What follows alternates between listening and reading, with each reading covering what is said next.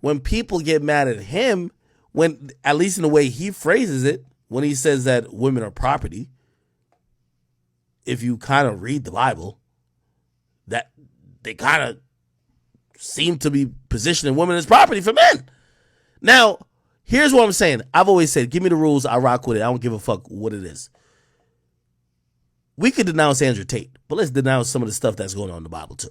Do you get what I mean? Like, the Bible, let me tell you this. I grew up in a society, I grew up in Jamaica, and when it came to like the church, at any time when homosexuality was mentioned, when I grew up there, it was very non-tolerant.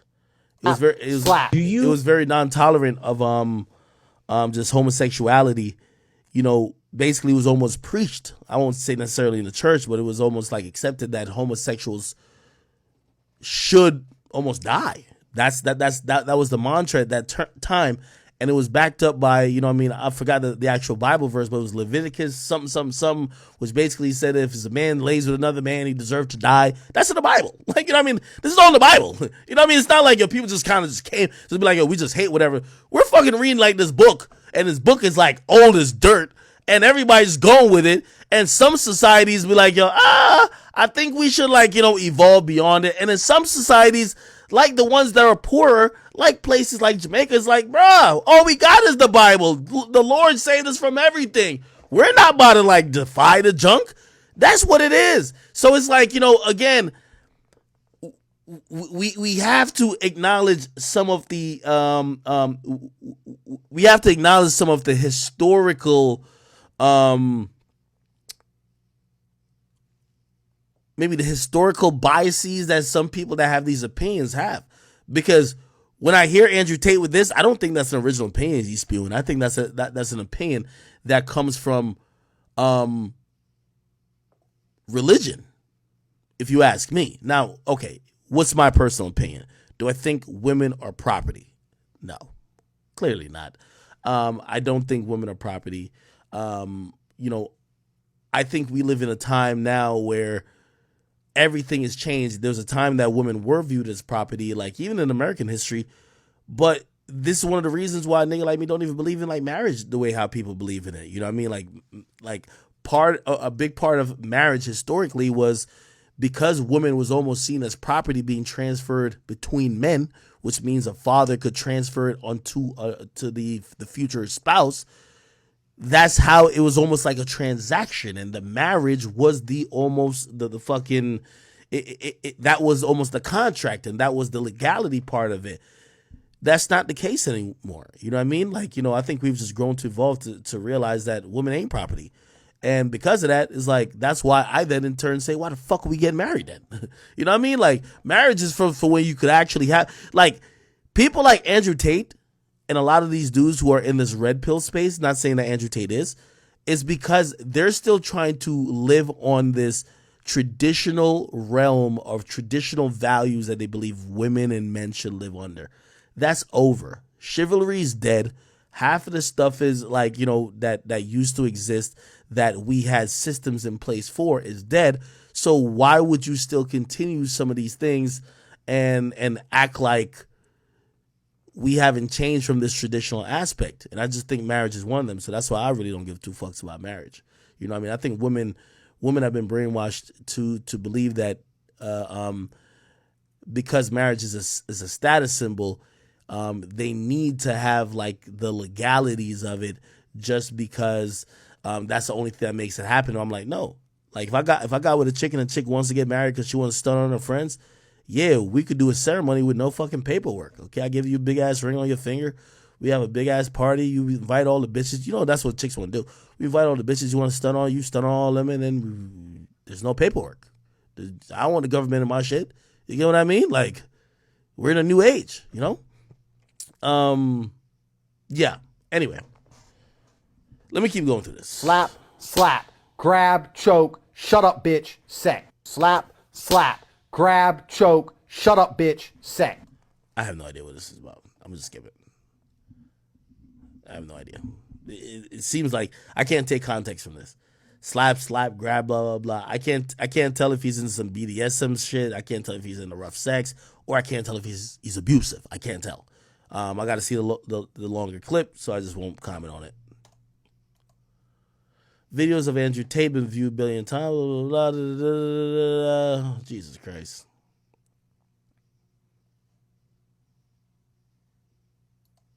Okay. Anyway, they're trying to get rid of Andrew Tate.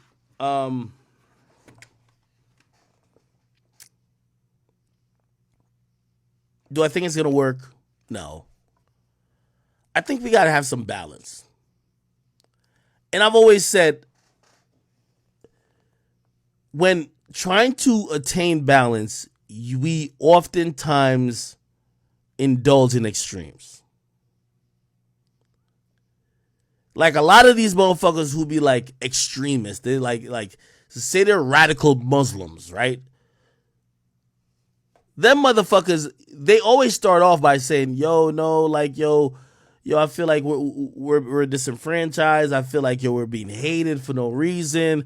And they usually start off pretty, like, you know what I mean, even keeled in terms of, no, we just want to be respected and, you know, not persecuted against. And we want, like, fairness. Just like how feminists usually say, we want equality.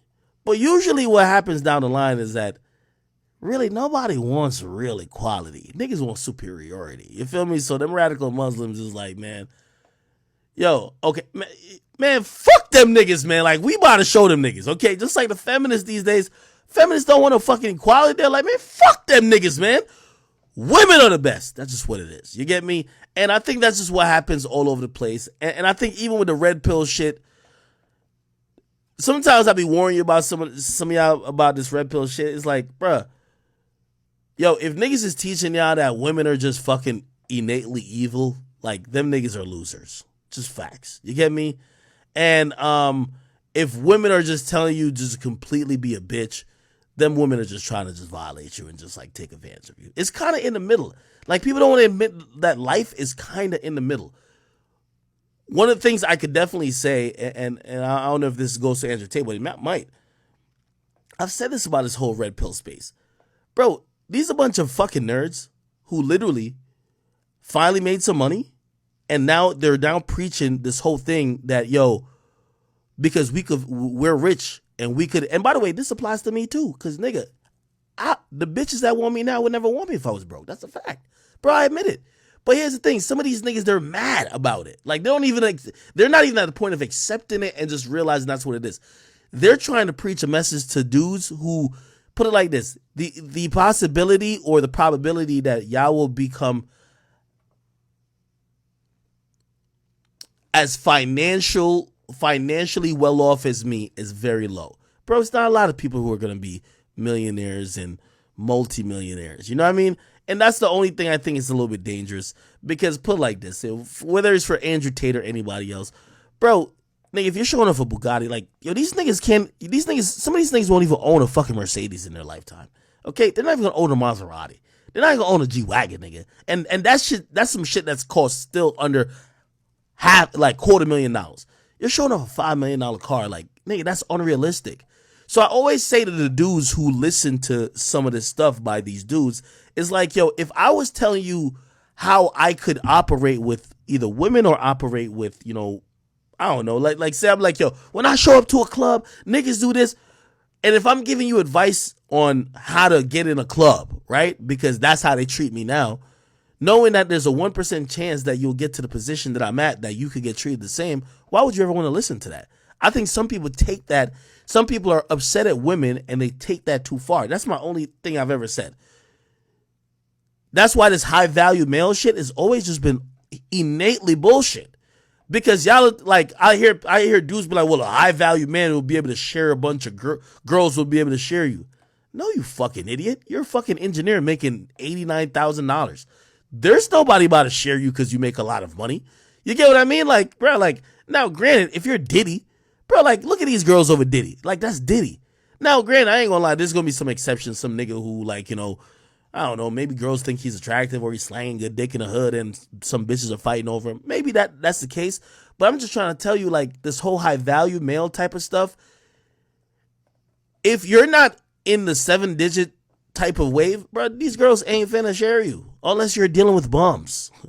You get what I mean? Like, you're not going to have drop dead gorgeous 10 out of 10 girls sharing you if you not making millions of dollars.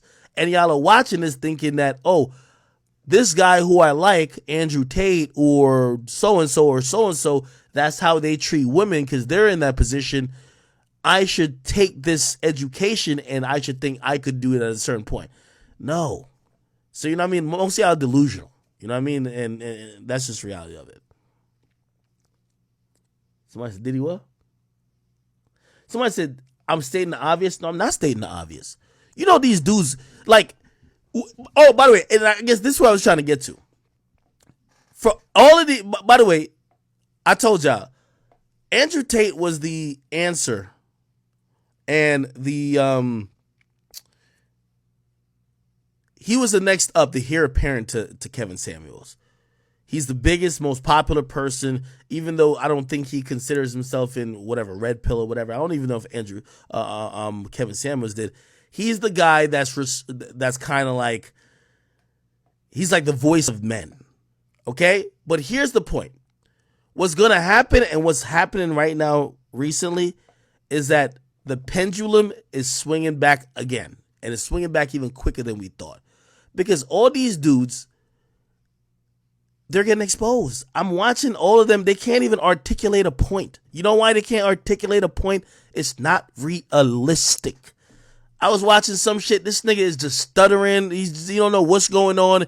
Because in reality, he can't justify why he's telling regular men who don't make over $100,000 how they should treat women, when in reality, none of them dudes is probably in the position that he's in. So he looks stupid. So you know what's happening now? You know who's getting, you know, all the people who's getting really popular? All the dudes that is exposing all the red pill dudes. That's all that's happening. I'm watching it right now. I'm watching it. Every time they do a debate, these things look super stupid. You know why? The high value male shit, it doesn't hold water when you can't apply it to much people.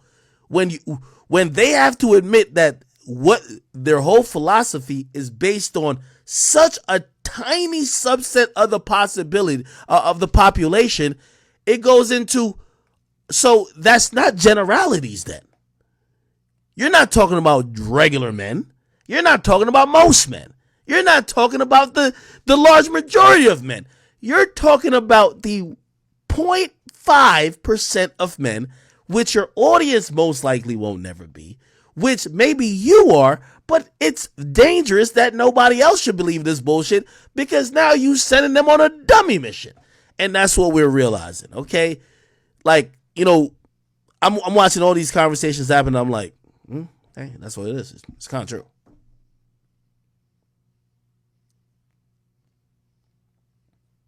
Somebody says mindset. No.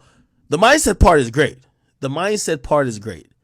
Like, when it comes to shit like, I do like what Andrew Tate preaches in terms of mindset. He's absolutely right. You should wake up thinking that, you know, you're here to conquer. You're here to, you know, compete. You should want to be someone who is trying to get better. Self-improvement, mindset, not knocking it. What's the problem is that people like extrapolate on those things and start to talk about perks and talk about benefits that only apply to 0.5%. Okay? The reality, because everybody keeps talking about income, the reality, if you're not a big baller, most women make more than you. So how is whoever telling you you're a high value man even relevant? Women make more than you unless you really got the bag. And the chances are it's very rare you're going to be really having the bag. Just, you know what I mean? Like, the shit don't hold water. That's what I'm telling you. Again, I'm only predicting the future. I see all these conversations happening, and when I'm seeing it happening, the dudes who I like and respect, they're not looking as best as they could look, just off the fact that it's only specific to them. You can't extrapolate to a large majority of men. And the majority of these red pill dudes is acting like they giving game to the majority of men. No, you're giving game to 0.5% of dudes.